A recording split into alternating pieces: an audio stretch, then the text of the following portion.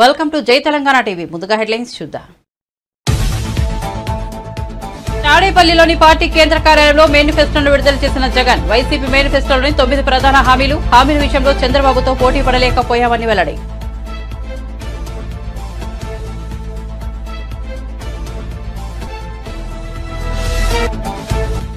నెల్లూరు జిల్లా ఆత్మకూరులో ప్రజాగలం సభ హాజరైన చంద్రబాబు 40 ఏళ్లలో తనపై కేసు పెట్టే సాహసం ఎవరూ చేయలేకపోయారని వెల్లడి. అడ్డం వస్తున్నారని భావిస్తే అడ్డంగా నరికేసే పరిస్థితి రాష్ట్రంలో ఉందని వ్యాఖ్యలు.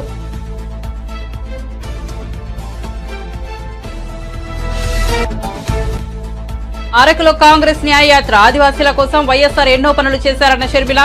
ఇప్పుడు వారిని పట్టించుకునే వారే లేరని ఆరోపణ. రోజా మాత్రం జబర్దస్త్గా ఉన్నారని వ్యంగ్యం.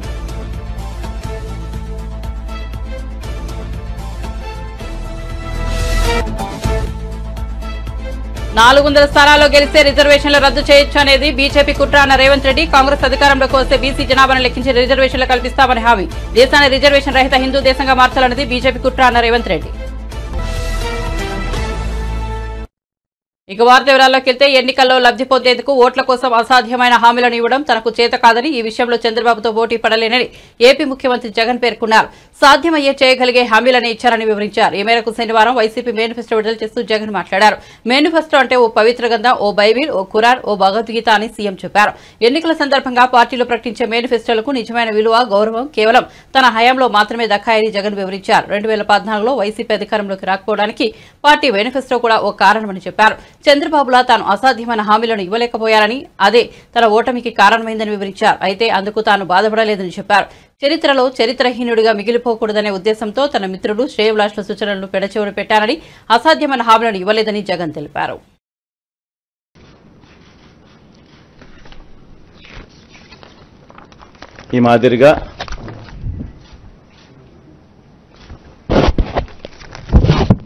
ఈ మాదిరిగా మన మేనిఫెస్టో ముఖ్యమైన అంశాలు అదే కాపీ కొంచెం పెద్ద ఆల్ఫబెట్స్ లో ఉంటుందని చెప్పి కొంచెం దీంట్లోకి పోతా. అదే కాపీనే, అది చిన్న సైజ్ అక్షరాలు, ఇది పెద్ద సైజ్ అక్షరాలు. గమనిస్తే మనం పెట్టిన నవరత్నాలకు సంబంధించిన గమనిస్తే విద్య ముఖ్యమైన అంశాలు ఇవి మాత్రం పైన చెప్తా. విద్య, అమ్మఒడి, ట్యాబులు, విద్యా కానుక, గోరుముద్ద, ఇంగ్లీష్ మీడియం, డిజిటల్ బోధన. వైద్యం, విస్తరించిన ఆరోగ్యశ్రీ ఇంకా విస్తరణ, ఆరోగ్య ఆసరా, విలేజ్ క్లినిక్లు, ఫ్యామిలీ డాక్టరు, 17 కొత్త మెడికల్ కాలేజీలు, జగనన్న ఆరోగ్య సురక్ష. వ్యవసాయం, రైతు భరోసా, ఆర్బీకేలు, ఉచిత పంటల బీమా, 0 వడ్డీ పంట రుణాలు, పగటి పూటే 9 గంటల ఉచిత విద్యుత్, సమయానికే ఇన్పుట్ సబ్సిడీ. ఉన్నత విద్య, జగనన్న విద్యా దీవెన, పూర్తి fee reimbursement, Jagananna Vasathi Deevena, job oriented గా కరికులంలో మార్పులు, నాడు నేడు స్కూళ్లు, నాడు నేడు హాస్పిటల్స్, పేదలందరికీ ఇళ్లు, అక్క చెల్లెమ్మల పేరిట పేదలకు ఇంటి స్థలాలు, ఇల్లు, మహిళా సాధికారత, చేయూత, కాపు నేస్తం, ఈబీసీ నేస్తం, 0 వడ్డీ. సామాజిక భద్రత, పెన్షన్ కానుక 2 విడతల్లో 3,500కు పెంపు, ఎప్పటిలాగే ఇంటి వద్దే వాలంటీర్ల ద్వారా పెన్షన్ల పంపిణీ. అభివృద్ధి, మౌలిక వసతులు, సుపరిపాలన. నిర్మిస్తా ఉన్న 4 పోర్ట్లు ఫినిషింగ్, ఫిషింగ్ హార్బర్లు ఫినిషింగ్, ఎయిర్పోర్ట్లు వాటి విస్తరణ ఫినిషింగ్, ఇండస్ట్రియల్ కారిడార్లు ఫినిషింగ్, ఇండస్ట్రియల్ నోడ్స్ ఫినిషింగ్, ప్రాధాన్యత క్రమంలో జలయజ్ఞం ఫినిషింగ్, గ్రామ వార్డు సచివాలయాలు, వాలంటీర్లు. ఒక మేనిఫెస్టోను ఒక బైబిల్ గా, ఇది 2019 మన మేనిఫెస్టో.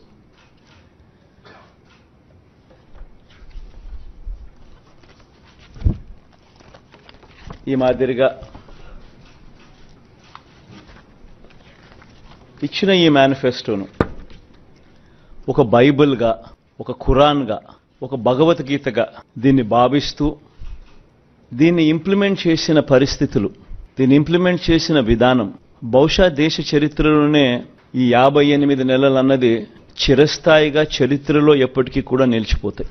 2019లో ఇచ్చిన ఈ వాగ్దానాలన్నీ కూడా ఎంతో నిష్ఠగా మనం అమలు చేశాం. ఏ స్థాయిలో ఇది అమలు చేశాము అనంటే, ఈ మేనిఫెస్టో అన్నది ప్రతి ప్రభుత్వ కార్యాలయంలో ఉన్న ప్రతి ఇంపార్టెంట్ అధికారి దగ్గర ఈ మేనిఫెస్టో ఉంది. ఏ స్థాయిలో ఇది అమలు చేశాము అనంటే, ఈ మేనిఫెస్టో అన్నది రాష్ట్రంలో ఉన్న ప్రతి ఇంట్లో కూడా ఉంది. అంటే అన్నిసార్లు ఈ మేనిఫెస్టో వాళ్ళ ఇళ్లకు పంపించాం. ప్రతి సంవత్సరం తర్వాత ఇదిగో ప్రోగ్రెస్ రిపోర్ట్, ఇదిగో అక్క, ఇదిగో చెల్లెమ్మ, ఇదిగో ప్రోగ్రెస్ రిపోర్ట్, ఇదిగో మా మేనిఫెస్టో, చెప్పినటువన్నీ మీరే టిక్ చేయండి అని మొట్టమొదటి సంవత్సరంలో 88%, 85%, 86% మొట్టమొదటి సంవత్సరంలో టిక్కు పెడితే చివరికి వచ్చేసరికి 99% పైచిలకు మేనిఫెస్టోను మనం ఇంప్లిమెంట్ చేసి ప్రజల చేతుల్లో ఇచ్చిన పరిస్థితి. ఇలా ఈ మేనిఫెస్టోను ప్రతి ఇంట్లో కూడా చేర్చిన పరిస్థితులు ఎప్పుడైనా ఉన్నాయా, ఏదైనా ప్రభుత్వం చేసింది అని అంటే అది కూడా ఈ 58 నెలల కాలంలోనే జరిగిందని కూడా చెప్పడానికి గర్వపడతా ఉన్నా. టీడీపీ అధినేత చంద్రబాబు నెల్లూరు జిల్లా ఆత్మకూరులో నిర్వహించిన ప్రజాగలం సభలో సీఎం జగన్పై ధ్వజమెత్తారు. 40 ఏళ్లలో తనపై కేసు పెట్టే సాహసం ఎవరూ చేయలేకపోయారని పేర్కొన్నారు. ఎవరైనా తమకు అడ్డం వస్తున్నారని భావిస్తే వారిని అడ్డంగా నరికేసే పరిస్థితి రాష్ట్రంలో కనిపిస్తోంది. ఇదేం రాజకీయమో తనకు అర్థం కావడం లేదని పేర్కొన్నారు. జరిగితే ప్రతి ఎకరాకు నీళ్లు వస్తాయి. ఇంకో పక్క నేను ముందే చెప్పా, ఇక్కడుండే వ్యక్తులు మీరు చూశారు, ఏ వ్యక్తికి ఓటేస్తే న్యాయం జరుగుతుందో మిమ్మల్ని ఆలోచించమని చెప్పాను. తమ్ముళ్ళో మీరు ఒక మాట చెప్తున్నారు, జగన్మోహన్ రెడ్డి చెప్తున్నాడు, మాట తప్పాడా లేదా అని మిమ్మల్ని అడుగుతున్నా, మడమ తిప్పాడా లేదా అని మిమ్మల్ని అడుగుతున్నా. ఏదైతే ఈరోజు ఆయన చెప్పేది మేనిఫెస్టో, భగవద్గీత అన్నాడు, ఖురాన్ అన్నాడు, బైబిల్ అన్నాడు, అన్నాడా లేదా? 99.5% చేసేసానని చెప్పాడు. చెప్పాడా లేదా? చేస్తే మీ జీవితాలు బాగుపడాలి కదా. పెరిగిందా మీ ఆదాయం? పెరిగిందా తమ్ముళ్ళు మీ ఆదాయం? ఖర్చులు పెరిగాయా లేదా? ఖర్చులు పెరిగాయి, ఆదాయం తగ్గిపోయింది. మీరందరూ కూడా ఇబ్బందుల్లో పడిపోయే పరిస్థితికి వచ్చారు. నేను అడుగుతున్నా, మద్యపాన నిషేధం అని చెప్పాడా లేదా తమ్ముళ్ళు? ఇక్కడ కూడా మద్యపానం, మద్యం తాగే మద్యం బాబులు ఉంటారు. ఏం తమ్ముళ్ళు, ఆ రోజు క్వార్టర్ బాటిల్ ఎంత? 60 రూపాయలు. ఇప్పుడెంత క్వార్టర్ బాటిల్? 200 రూపాయలు. అవునా కాదా? 140 రూపాయలు ఎవరి జోబులే పోతున్నాయి? ఎవరి జోబులే పోతున్నాయి? ఎవరి ప్యాలెస్ పోతున్నాయి? అర్థమైందా? అంటే ఏం చెప్పావు నువ్వు? మద్యపాన నిషేధం చేసిన తర్వాత ఓటు అడుగుతానన్నావు. చేస్తావా లేదా అని అడుగుతున్నా. చేసి ఓటు అడుగుతానన్నావు. సిగ్గు లేకుండా ఓటు అడిగాడు. మనకు సిగ్గుంది కదా తమ్ముళ్ళు, ఓటేస్తావా అని అడుగుతున్నా. ఏం తమ్ముళ్ళు ఓటేస్తారా అని అడుగుతున్నా. ఏమమ్మా మీరు? మీ మంగళ సూత్రాలు తెంచేసిన దుర్మార్గుడు ఈ జగన్మోహన్ రెడ్డి. ఈ మగవాళ్ళ ఆరోగ్యాన్ని నాశనం చేసిన వ్యక్తి. స్వార్థం కోసం ఈ జగన్మోహన్ రెడ్డి. ఇలాంటి అతనికి ఓటేస్తారా అని మిమ్మల్ని అడుగుతున్నా. ఓటేయమని మీరు నిర్ణయించుకున్నారు. నేను ఇప్పటికే చూశాను, అతనికి కూడా నిద్ర రావడం లేదు. ఈరోజు మీటింగ్లో కూడా చూసుంటారు. మనిషిలో ముందు అనుకున్నాడు, గులకరాయి పెట్టి డ్రామా ఆడి ఎన్నికలయ్యే వరకు బ్యాండేజ్ తిరిగిదాం అనుకున్నాడు. ఇప్పుడు అందరూ బ్యాండేజ్ పెట్టుకునే పరిస్థితికి వచ్చారు. ఆ దెబ్బతో బ్యాండేజ్ తీసేశాడు. డ్రామా బయటపడిపోయింది. గాయం కనపడిందా తమ్ముళ్ళో? మీకు కనపడిందా? నేనే కదా హత్యా ప్రయత్నం చేశాను గులకరాయితో. అవునా కాదా? బాబాయిని గొడ్డలతో లేపేస్తారు, నారాసుర రక్త చరిత్ర అంటారు, గులకరాయి డ్రామా ఆడతారు. నేనే గులకరాయితో, కనపడిని గులకరాయితో హత్యా ప్రయత్నం చేశాను. 400 లోక్సభ స్థానాల్లో గెలిస్తే ఎవరి అవసరం లేకుండా రిజర్వేషన్లను రద్దు చేయొచ్చనేది బీజేపీ కుట్ర అని తెలంగాణ ముఖ్యమంత్రి రేవంత్ రెడ్డి ఆరోపించారు. శనివారం సాయంత్రం ఆయన మీడియాతో మాట్లాడుతూ తాము కేంద్రంలో అధికారంలోకి వస్తే బీసీ జనాభాను లెక్కించి రిజర్వేషన్లు కల్పిస్తామని హామీ ఇచ్చారు. ఎస్సీ ఎస్టీలకు సరైన జనాభా ప్రాతిపదికన రిజర్వేషన్లు కల్పిస్తామన్నారు. 2025తో ఆర్ఎస్ఎస్ ను స్థాపించి 100 ఏళ్లు పూర్తవుతుందన్నారు. ఈలోగా భారత్ కు రిజర్వేషన్ రహిత హిందూ దేశంగా మార్చాలని ఆర్ఎస్ఎస్ ఎప్పుడో చెప్పిందన్నారు. ఇందుకోసమే బీజేపీ ప్రయత్నాలు చేస్తోందన్నారు. బలహీన వర్గాలపై మోదీ, అమిత్ షా సర్జికల్ స్ట్రైక్ చేస్తున్నారని మండిపడ్డారు. మించకూడదనే నిబంధన పెడుతూ ఆ విధంగా కాంగ్రెస్ పార్టీ తీసుకున్న బీసీ ఓబీసీ రిజర్వేషన్లు కూడా సంపూర్ణంగా సుప్రీంకోర్టు ఆమోదంతో ఆ రిజర్వేషన్లు అమలుకు వచ్చినాయి. బీసీ ఓబీసీలకు చట్టసభలల్లో రాజకీయపరమైన రిజర్వేషన్లు లేవు, కానీ ఎస్సీ ఎస్టీలకు ఏ రకంగా అయితే విద్యా ఉద్యోగాలలో రిజర్వేషన్లు ఉన్నాయో బీసీ ఓబీసీలకు కూడా రిజర్వేషన్లు అమలు జరిగినాయి. ఆనాటి నుంచి ఈనాటి వరకు బీసీ ఓబీసీలు చట్టసభలలో కూడా మాకు రిజర్వేషన్లు ఉండాలి, మా కోటా కేటాయించమని వివిధ సందర్భాలలో వాళ్ళ డిమాండ్ను వినిపిస్తూనే ఉన్నారు. దాని పట్ల కూడా రాజకీయ పార్టీలు వివిధ రకాలలో వివిధ సందర్భాలలో స్పందించడం జరిగింది. ఇప్పుడు ఎందుకు ఈ అన్ని అంశాలను కాంగ్రెస్ పార్టీ ప్రస్తావిస్తుంది అని అంటే, రాహుల్ గాంధీ గారు భారత్ జోడో యాత్ర సందర్భంగా ఈ దేశంలో 50% పైగా ఉన్న బీసీసీ ఓబీసీకి సంబంధించిన ప్రతినిధులు ప్రజలు రాహుల్ గాంధీ గారికి విజ్ఞప్తి చేసింది. 50% వర్టికల్ రిజర్వేషన్ లిమిట్ను తొలగించాలి, మా జనాభా దామాషా ప్రకారము మాకు రిజర్వేషన్లు కల్పించాలి, అప్పుడే మా సామాజిక ఆర్థిక పరిస్థితి మెరుగుపడుతుంది, వీటన్నిటిని కూడా అమలు చేయాలని వాళ్ళందరూ కూడా రాహుల్ గాంధీ గారికి విజ్ఞప్తి చేయడం జరిగింది. ప్రజలలో తిరిగి కన్యాకుమారి నుంచి కశ్మీర్ వరకు పాదయాత్ర చేసి 150 రోజులు 4000 కిలోమీటర్ల పాదయాత్రలో రాహుల్ గాంధీ గారు ప్రజల నుంచి వచ్చిన డిమాండును సూచనను దృష్టిలో పెట్టుకొని స్పష్టంగా ఏ రాష్ట్రంలో మా ప్రభుత్వం ఉంటే ఆ రాష్ట్రంలో తప్పకుండా మేము బీసీ జనాభాలను లెక్కించి నిధుల కేటాయింపుల్లో రిజర్వేషన్ల విషయంలో చట్టం చేస్తామని చెప్పిండు. కేంద్రంలో అధికారం వచ్చిన ఎంబడే బీసీ జనాభాను లెక్కించి ఓబీసీ జనాభాను లెక్కించి 50% పరిమితానికి లోబడిన రిజర్వేషన్లను కూడా తొలగించి 50% పైబడి కూడా బీసీ ఓబీసీలకు కూడా రిజర్వేషన్లు కల్పించడమే కాకుండా ఎస్సీ ఎస్టీలు ఎంత జనాభా ఉన్నారో అంత జనాభా ప్రాతిపదికన వాళ్ళకు కూడా రిజర్వేషన్లు ఇస్తాము అని చెప్పి రాహుల్ గాంధీ గారు చెప్పారు.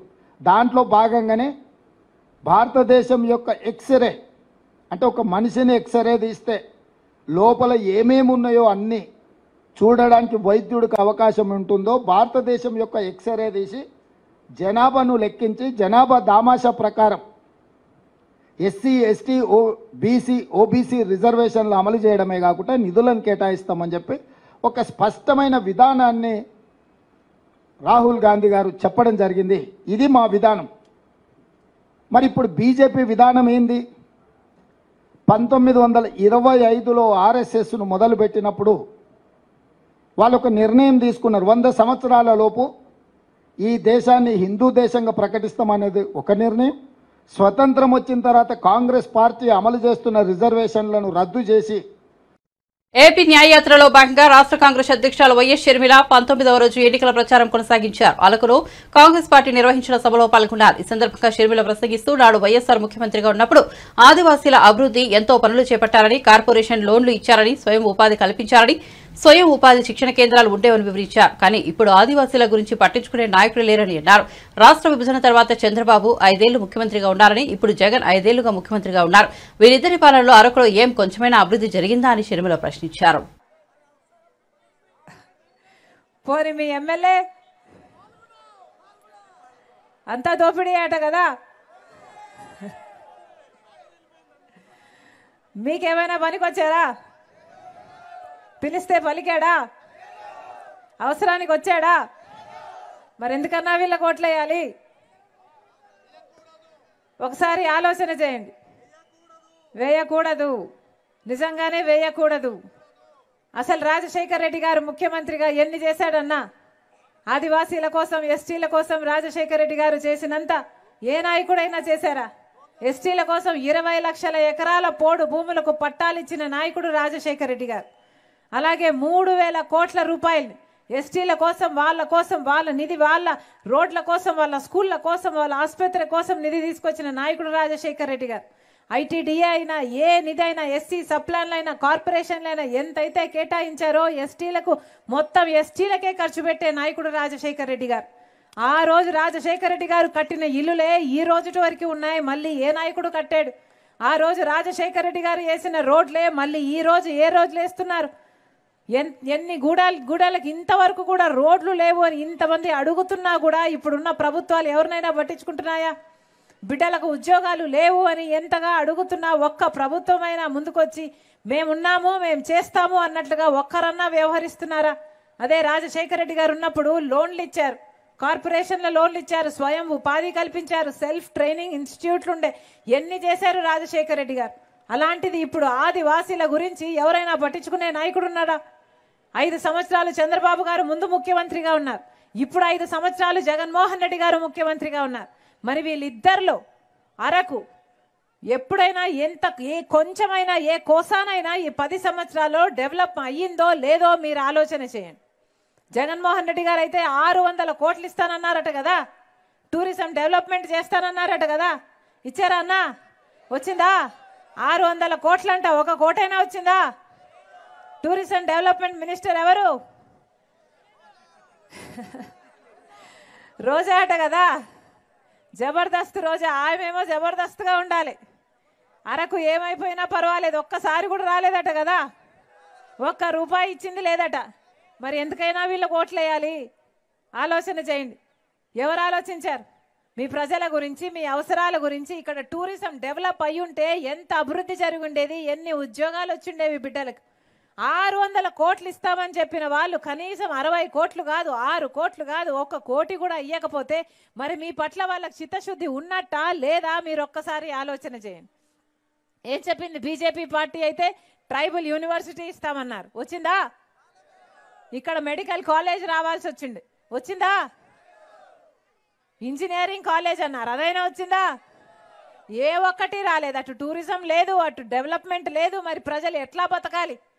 యథేచ్ఛగా మైను మాత్రం దోపిడీ చేసుకుంటున్నారు, యథేచ్ఛగా. వైసీపీ ఎన్నికల మేనిఫెస్టోను ఆ పార్టీ అధినేత సీఎం జగన్ విడుదల చేసిన సంగతి తెలిసిందే. నేపథ్యంలో పార్టీ ప్రధాన కార్యాలయంలో వైసీపీ ఎమ్మెల్యే మాజీ మంత్రి పేర్నినాని మాట్లాడుతూ 2014లో మేనిఫెస్టో పేరుతో టీడీపీ అధినేత చంద్రబాబు ప్రజలను మోసం చేశారని విమర్శించారు. 2019లో అధికారంలోకి వచ్చిన జగన్ మేనిఫెస్టోలో చెప్పిన హామీలన్నింటినీ అమలు చేసి చూపించారని అన్నారు. కరోనా సంక్షోభ సమయంలో కూడా హామీల అమలును కొనసాగించారని కొనియాడారు. చెప్పని కూడా జగన్మోహన్ రెడ్డి గారు ఈరోజు తన మేనిఫెస్టోలో చెప్పడం జరిగింది. ఇది ఆకర్షణీయంగా దొంగ మాటలు లేనటువంటి నిజాయితీతో కూడినటువంటి ఒక నమ్మకాన్ని నిలబెట్టుకున్నటువంటి జగన్మోహన్ రెడ్డి గారు చెప్పినటువంటి మేనిఫెస్టో ఖచ్చితంగా ప్రజలు అత్యంత విశ్వసనీయతని మారుపేరైనటువంటి జగన్మోహన్ రెడ్డి గారు చెప్పిన ప్రతి మాటని జనం నమ్ముతారు. నమ్మకానికి మారుపేరైనటువంటి జగన్మోహన్ రెడ్డి గారు ఇచ్చినటువంటి ఈ మాటని ప్రతి వైఎస్ఆర్ కాంగ్రెస్ పార్టీ, ప్రతి గృహసారథి, ప్రతి కార్యకర్త దీన్ని ప్రజల్లోకి చేరవేయండి, ప్రజలకు చేరవేయండి. ఆల్రెడీ ఇప్పటికే మాట చెప్తే నిలబడతాడు. మా నమ్మకం జగన్, చెప్పాడంటే చేస్తాడంటే అనేటువంటి మాటలు మనం జగన్ గురించి మారుపేరుగా మాట్లాడుకుంటున్నాం. కాబట్టి ఖచ్చితంగా 2024 జూన్ మాసంలో జగన్మోహన్ రెడ్డి గారు ప్రమాణ స్వీకారం చేసి మళ్ళీ ఈ మేనిఫెస్టోని అమలు చేసి తీరుతాడని చెప్పని కూడా మీ అందరికీ విజ్ఞప్తి చేస్తూ సెలవు. సార్, కొత్తవి చెప్పి మోసం చేసే కంటే కొత్త హామీలని చెప్పి మోసం చేయడానికి జగన్ నిజాయితీ చూడండి. మీకు ఇదే మనం జగన్మోహన్ రెడ్డి గారిలో చూడాల్సింది. ఎన్నికలకు వెళ్తూ కూడా నేను మోసం చేయను, నేను ఏదైతే అమలు చేయగలనో అదే. రేపొద్దున చంద్రబాబు లాగా అవసరం తీరిన తర్వాత మోసం చేసేయచ్చు, అధికారం వచ్చిన తర్వాత ఎవడు ఎదురు చెప్పలేడు, 5 ఏళ్ళు అధికారాన్ని అనుభవించేయచ్చు, మళ్ళీ బాగా సంపాదించుకోవచ్చు అనేటువంటి తప్పుడు ఆలోచన లేనటువంటి 5 పదుల కుర్రాడు జగన్మోహన్ రెడ్డి. నమ్మకం కోసం బతుకుతున్నాడు, నిజాయితీగా బతుకుతున్నాడు. ఈ రాష్ట్ర ప్రజలకి నయా పైసా లంచం లేకుండా, రికమెండేషన్ లేకుండా అర్హత ఆధారంగా పెన్షన్ పథకాలు పంచిపెట్టేటువంటి కార్యక్రమాన్ని నాయకత్వం వహిస్తున్నాడు. మరి దమ్ముగా చెప్తున్నాడు. ఎంత ఆత్మవిశ్వాసం కావాలి ఈ రకమైనటువంటి ఎన్నికల ముందు. నేను ఇది మాత్రమే అమలు చేయగలను, ఇంతకు మించి చేయటం ఎవడి వల్ల కాదు, ఎవడన్నా చెప్తే ఆడు మోసగాడే అనేది ఇంత దమ్ముగా చెప్పగలిగేటువంటి రాజకీయ నాయకుడు ఎవడున్నాడు? ఈ రకంగా నిజాయితీగా, నికాల్సుగా, ధైర్యంగా, ఆత్మస్థైర్యంతో, గుండెల నిండా నిజాయితీ అనేటువంటి గాలి నింపుకుని ఇవాళ మాట్లాడుతున్నాడు ఆయన. కాబట్టి ఇందులో ప్రజలకి జగన్ మీద నమ్మకం ఉంది, జగన్కి జనం మీద నమ్మకం ఉంది. ఖచ్చితంగా నిజాయితీతో కూడినటువంటి ఈ మేనిఫెస్టో ప్రజలు విశ్వసిస్తారు. ఖచ్చితంగా జగన్కి మళ్ళీ అండగా ఉంటారు.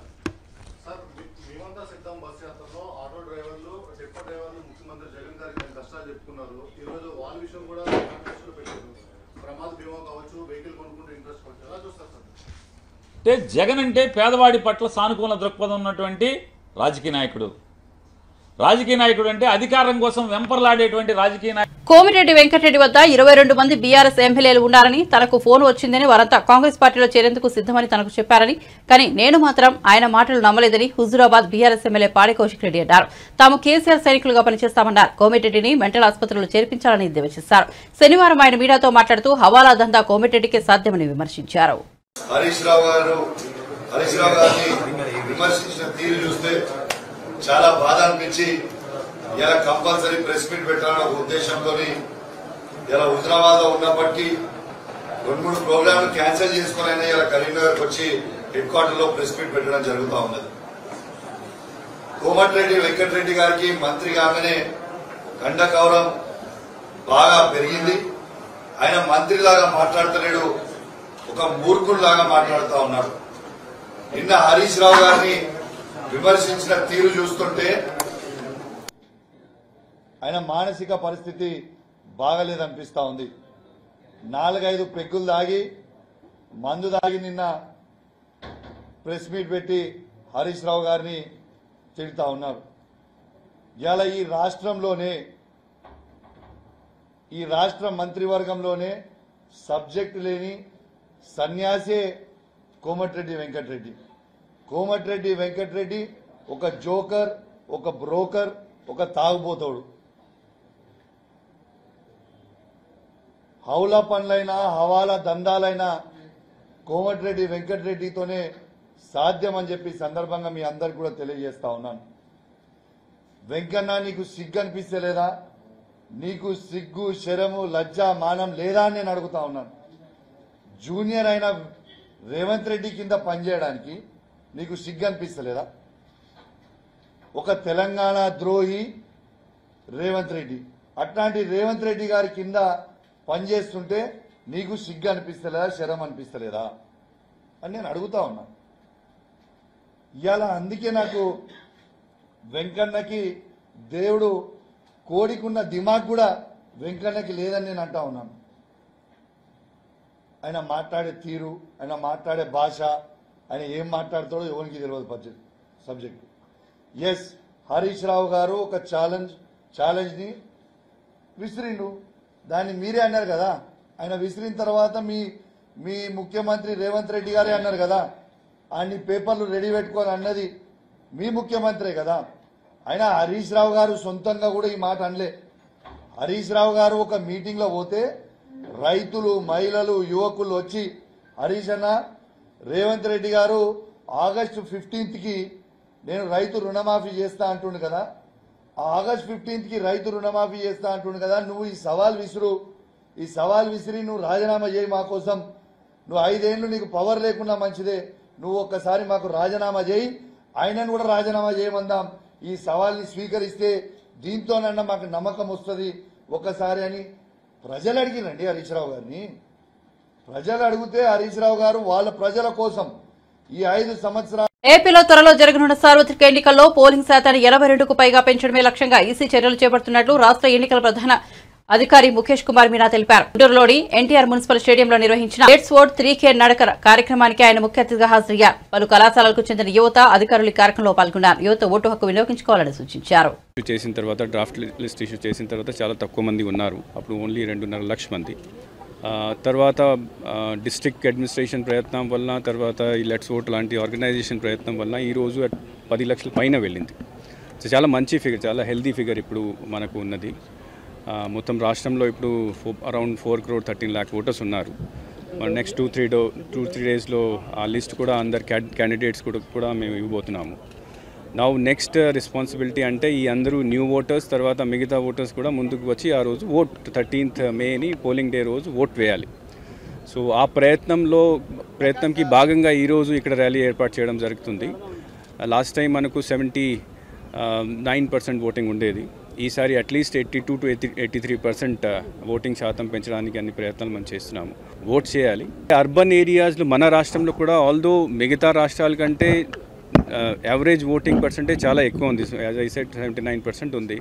కానీ అర్బన్ ఏరియాస్లో ఇప్పుడు కూడా కొద్దిగా తక్కువనే ఉంది.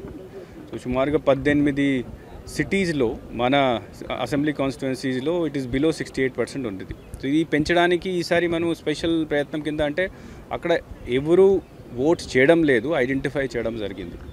దీని కింద స్టూడెంట్స్ వస్తారు, సెకండ్ ఇండస్ట్రీస్లో పనిచేసిన వాళ్ళు వర్కర్స్ ఉంటారు, కార్పొరేట్ సెక్టర్లో పనిచేసిన వాళ్ళ ఓటర్స్ ఉంటారు, తర్వాత మిడిల్ క్లాస్ అప్పర్ మిడిల్ క్లాస్లో మన ఈ సొసైటీస్లో ఉన్న వాళ్ళు ఉన్నారు.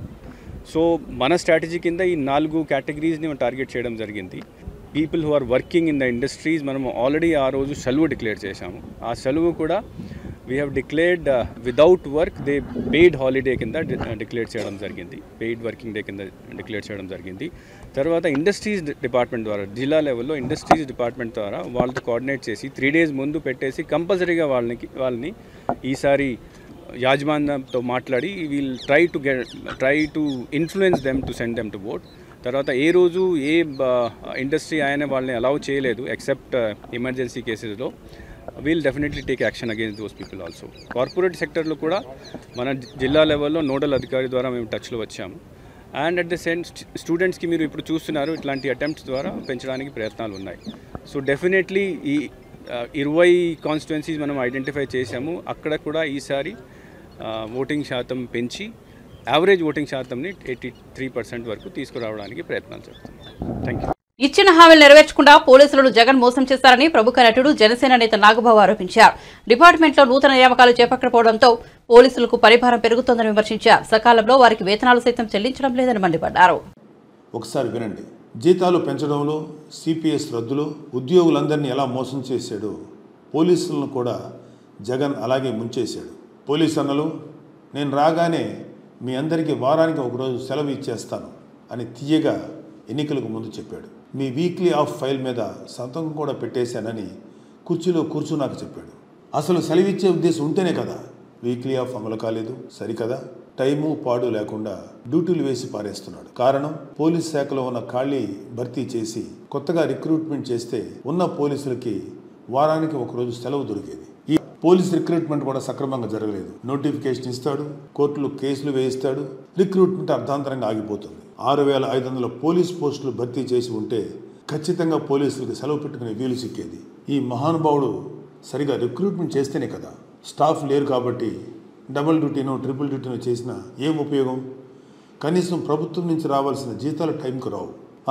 అతనికేంటి గవర్నమెంట్ ఎంప్లాయీ 1వ తారీఖు వచ్చేసరికి జీతం వస్తుంది అని అనుకోవడానికి లేదు. ఈ వైసీపీ పాలన వచ్చాక జీతాలు రావు, డిఏ బకాయిలు ఇవ్వరు. 2018 నుంచి పెండింగ్లో ఉన్న డిఏలు పోలీసులకు ఇవ్వడం లేదు. ఒక్కో పోలీసుకి సీనియారిటీని బట్టి 2 లక్షల నుంచి 5 లక్షల వరకు డిఏ బకాయి పడ్డాడు ఈ దివాలాకోరు ముఖ్యమంత్రి.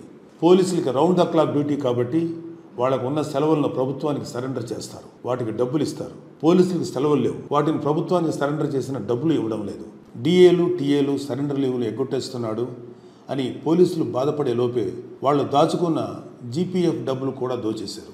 ఎవరైనా సరే తమ సొమ్ములు పోతే పోలీసుల దగ్గరికి వెళ్తారు. పోలీసుల ఖాతాలో ఉన్న డబ్బులే దోచేస్తే వాళ్ళు ఎవరి దగ్గరికి వెళ్ళాలి? దోచిన వాడు ఎవరో తెలుసు కదా, మన శివశివాని స్కూల్లో 10th పేపర్లు కొట్టేసిన వాడే. అలవాట్లు ఎక్కడికి పోతాయి?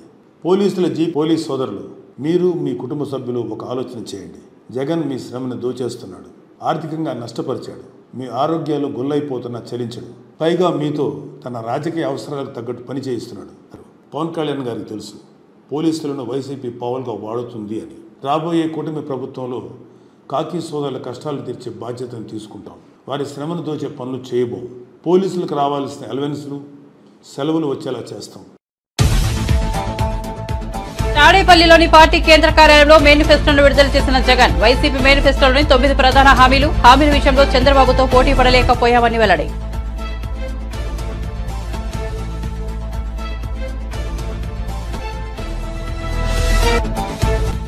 నెల్లూరు జిల్లా ఆత్మకూరులో ప్రజాగలం సభ హాజరైన చంద్రబాబు 40 ఏళ్లలో తనపై కేసు పెట్టే సాహసం ఎవరూ చేయలేకపోయారని వెల్లడి.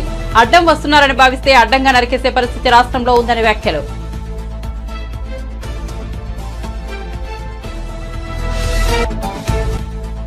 అరకులో కాంగ్రెస్ న్యాయయాత్ర ఆదివాసీల కోసం వైఎస్ఆర్ ఎన్నో పనులు చేశారన్న షర్మిల. ఇప్పుడు వారిని పట్టించుకునే వారే లేరని ఆరోపణ. రోజా మాత్రం జబర్దస్త్గా ఉన్నారని వ్యంగ్యం.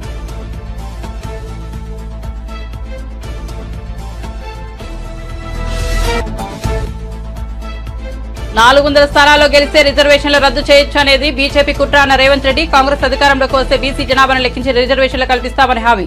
దేశాన్ని రిజర్వేషన్ రహిత హిందూ దేశంగా మార్చాలన్నది బీజేపీ కుట్ర అన్న రేవంత్ రెడ్డి. మరిన్ని అప్డేట్స్ కోసం చూస్తూనే ఉండండి జై తెలంగాణ టీవీ.